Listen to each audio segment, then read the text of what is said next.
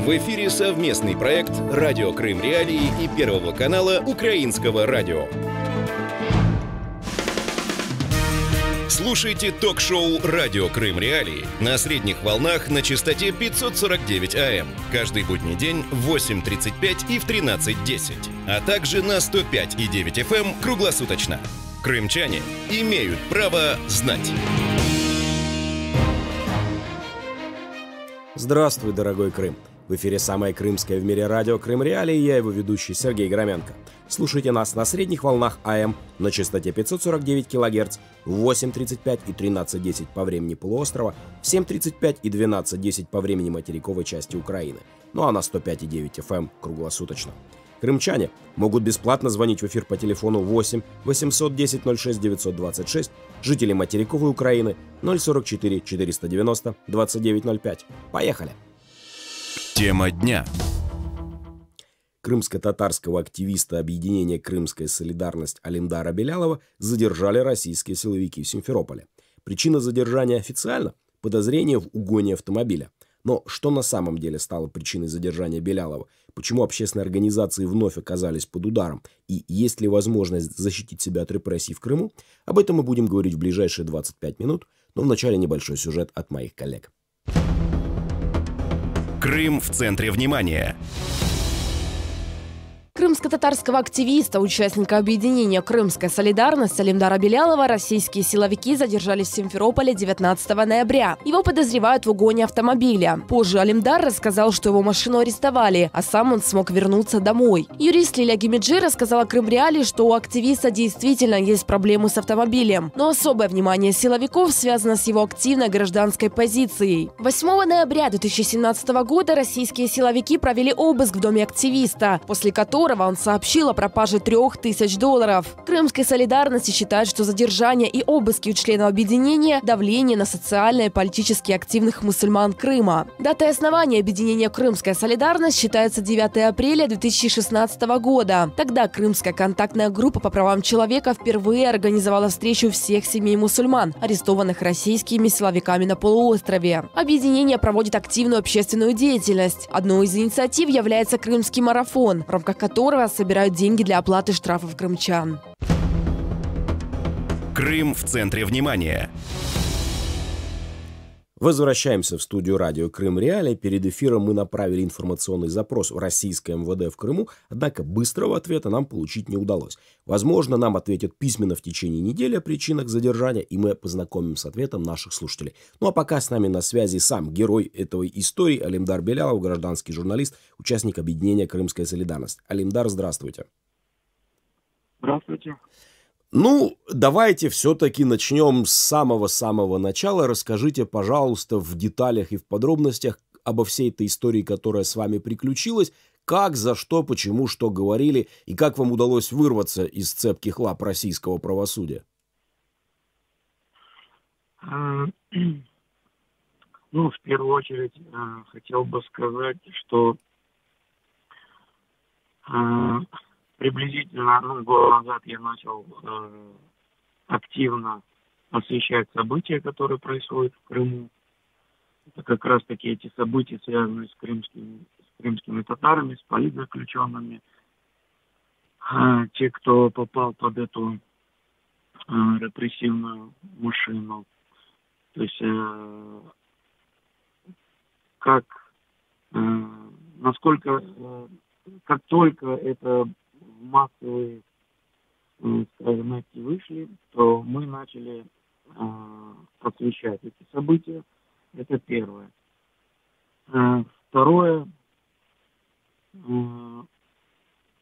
то есть мы всячески вели эту работу, освещали, стримили, дабы показать всему миру, что никаких соблюдений прав и норм человека, в частности в Крыму, они просто не работают. То есть у нас есть свобода слова, но нет никаких гарантий, что за это слово ты не сядешь. То есть реальность такова сегодня. Что касается лично меня, то я из Крымской солидарности. Мы помогаем политзаключенным, семьям политзаключенных. Мы собираем семьи политзаключенных, обсуждаем с ними, приглашаем людей на эти встречи. И как раз такие две встречи прошли в моем городе. Это город Старый Крым, Кировский район. Как раз таки после того, как мы начали собирать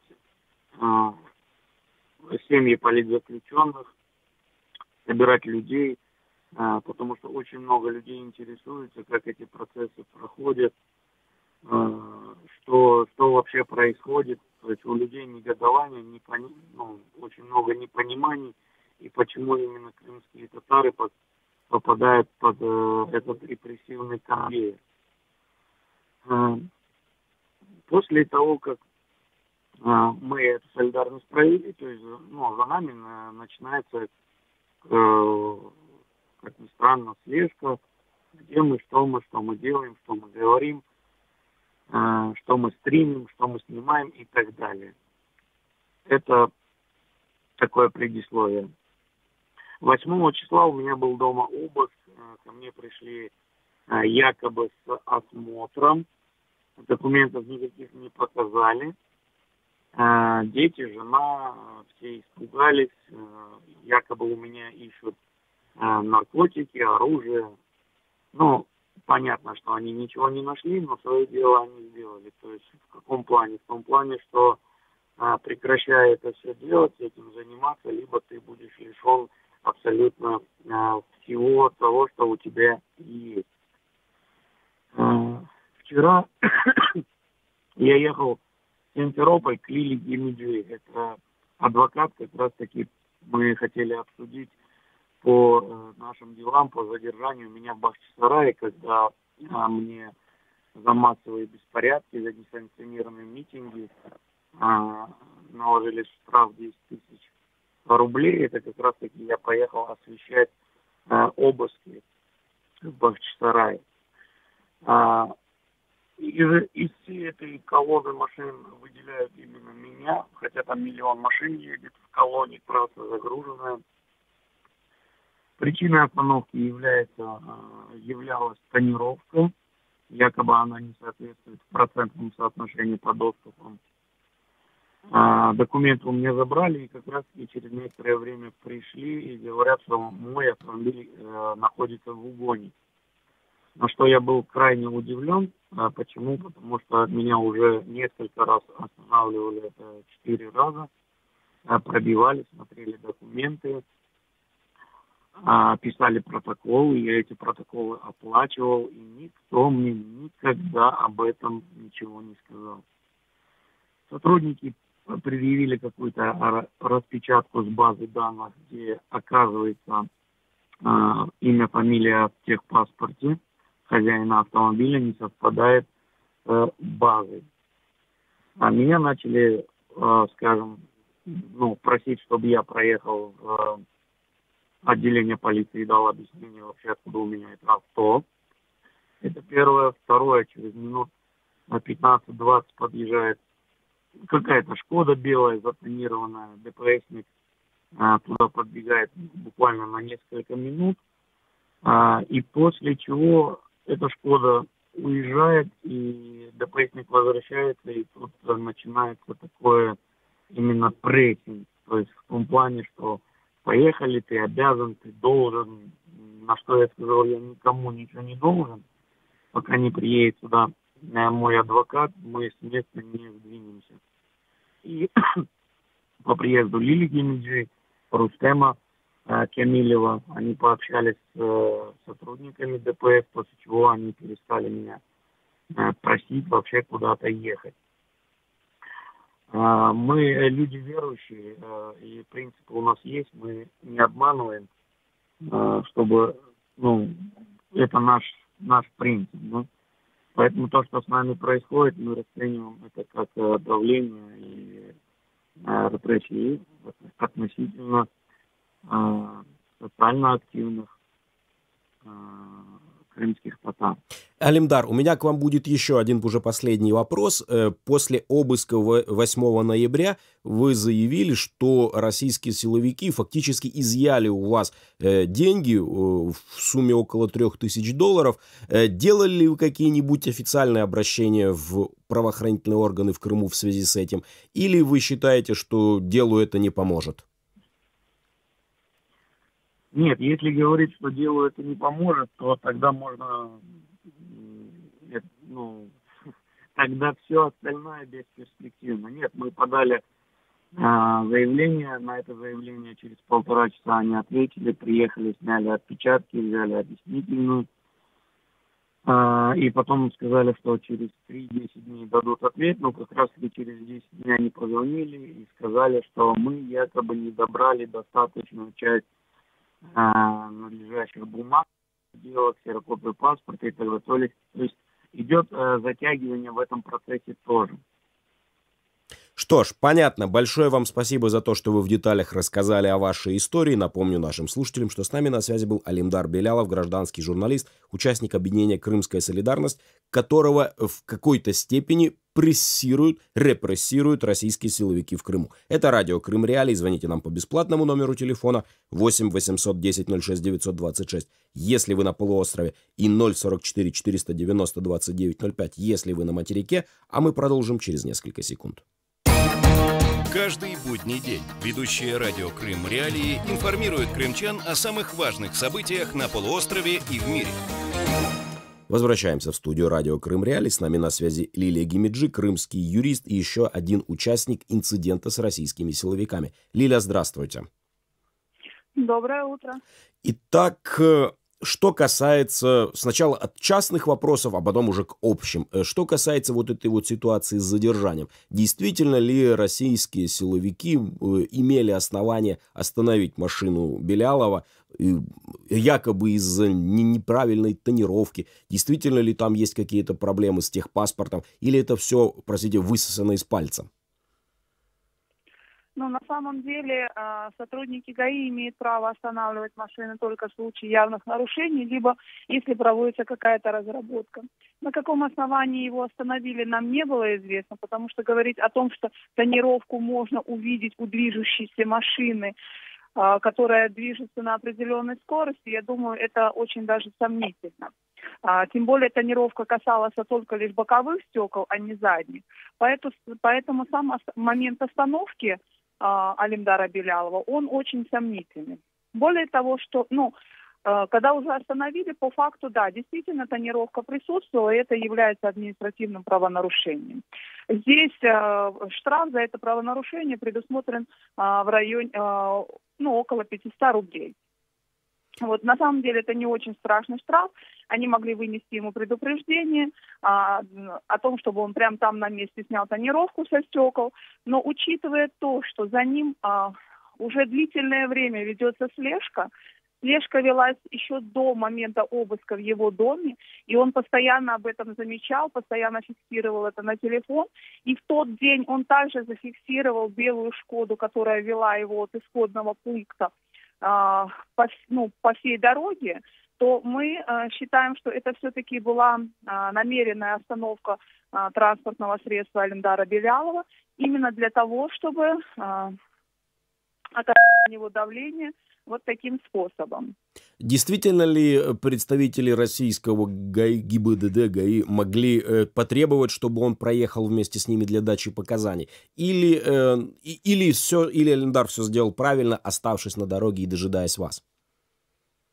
Действительно, Алимдар сделал все очень правильно, и никто не мог требовать проехать его для дачи каких-либо объяснений. Объяснения могли быть даны на месте, что Алимдар и сделал в моем присутствии. Мы объяснили, каким образом он передвигается на этой машине, кто является собственником этой машины, и откуда возникли вообще все, скажем так, проблемы с этой машиной. Вот. Поэтому, учитывая практику российских силовиков в том, что они под предлогом отобрания различных объяснений припровождают людей в отделы полиции, а в отделе полиции уже творится, Бог знает что, от снятия отпечатков пальцев и взятия образцов слюны на ДНК, то неизвестно, чем это могло было закончиться. Алимдар говорит, что машину его арестовали. Эту машину вернут Алимдару или она пропадет бесследно? Действительно, машину изъяли под протокол изъятия, как и изъяли документы на это транспортное средство, технический паспорт и паспорт транспортного средства.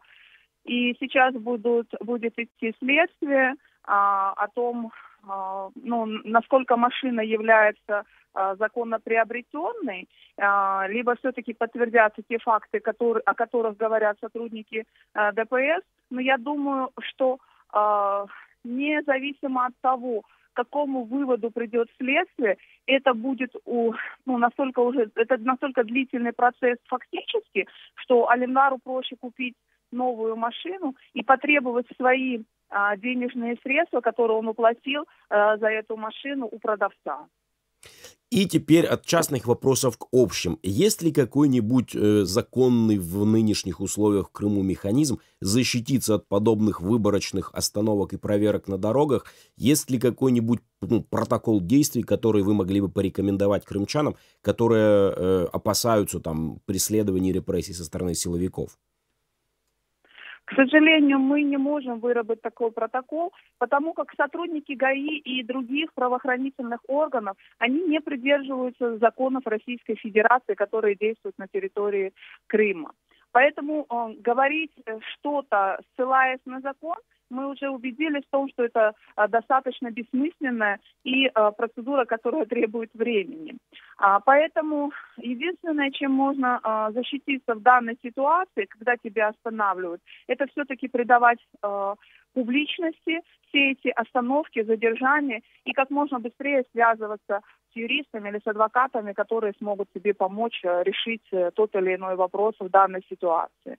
Я думаю, если бы Алимдар вовремя не связался со мной, то последствия могли быть куда более, скажем так, негативными и более плачевными. Например, чтобы мы понимали, чем могло закончиться дело, если бы вы не приехали. Я думаю, что вполне могло было дело закончиться уголовным преследованием именно в отношении самого Алимдара, а не по факту обнаруженному. За неподчинение полиции или для того, чтобы... Это стандартная статья неподчинения сотрудникам полиции, которую сотрудники полиции используют даже тогда, когда они нарушают закон. Мы сейчас готовим ряд жалоб, ряд административных исков от людей, которые подверглись задержаниям после одиночных пикетов. И все эти люди, описывая ситуацию, говорили о том, что сотрудники полиции угрожали нам применением статьи о неповиновении сотрудникам полиции, неповиновении законным требованиям сотрудников полиции, даже в том случае, когда они явно нарушали закон. И люди были вынуждены подчиниться требованиям сотрудников полиции, потому как это могло дальше быть расценено как сопротивление и привлечение к ответственности. Лилия, вы говорите о том, что вы будете готовить целый ряд таких заявлений. Есть ли у вас возможность познакомить нас со статистикой? Сколько человек пострадало, по каким статьям чаще всего? Можно ли, есть ли у вас какие-нибудь представления о масштабах репрессий именно со стороны, по крайней мере, по вашей практике? Статистику, к сожалению, мы не ведем, хотя это очень нужный и важный момент. Дело в том, что мы физически не успеваем вести статистику. Но я хочу сказать, что это очень большой процент людей, которые страдают от действий силовиков. Это, значит, самый яркий был процесс, я так считаю, по делу Северага Караметова, когда сотрудники полиции в судебном заседании говорили о том, что они, являясь представителями власти, могут составлять те процессуальные документы, которые они считают нужными, даже если эти процессуальные документы абсолютно не имеют никакого отношения к делу. Сотрудник полиции, который составлял протокол в деле Северага Караметова, свое внесение изменений в протокол уже после того, как выдала копию на руки адвокату Северага, она сказала, что я внесла туда изменения. А почему я их туда внесла? Да в тот момент, когда заполнялся протокол, было очень жарко, и ручка у меня не писала. Потом я нашла другую ручку, и я вписала все, что считала нужным. И, к сожалению, эти все отговорки и эти доводы со стороны полиции, к сожалению, они все принимаются в суде.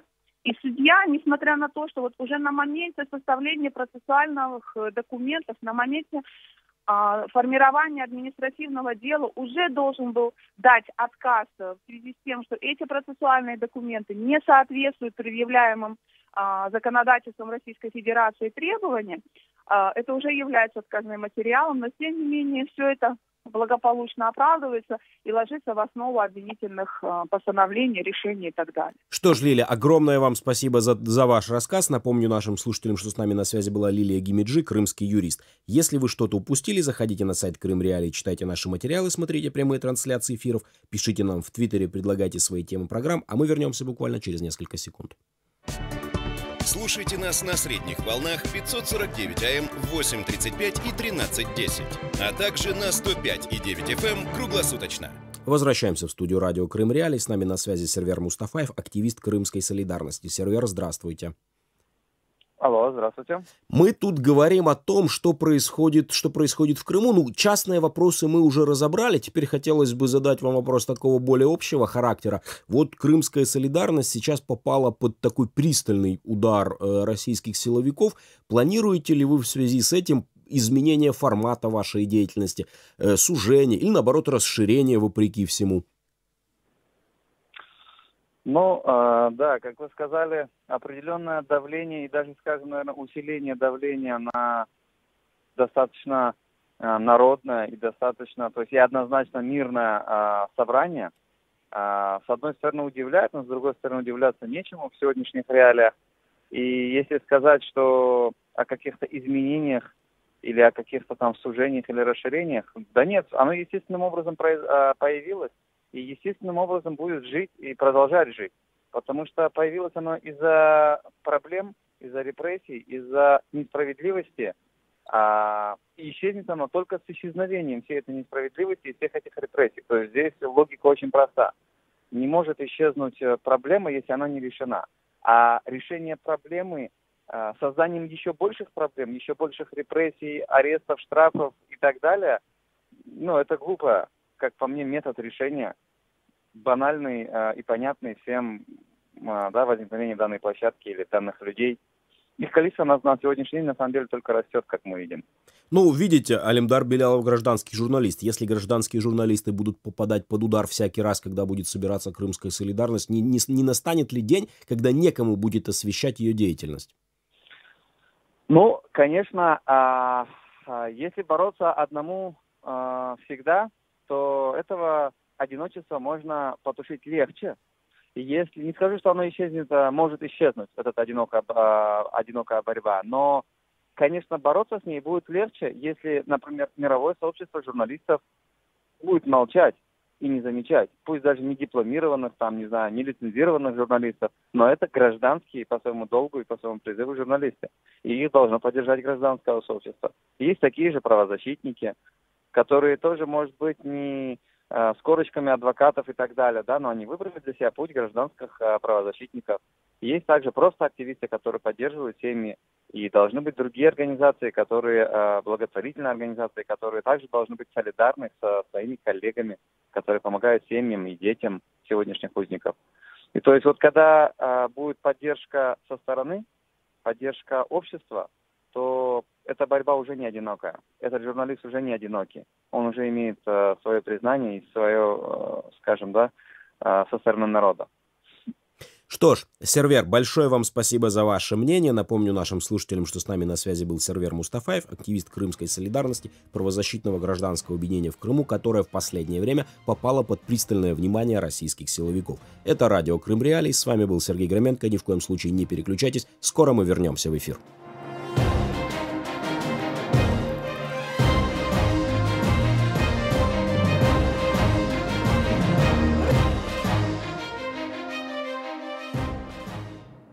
Важные события, спорные заявления, последние новости, горячие темы. Все это в прямом эфире с 8 до 11. В эфире самого крымского в мире радио. Радио Крым Реалии.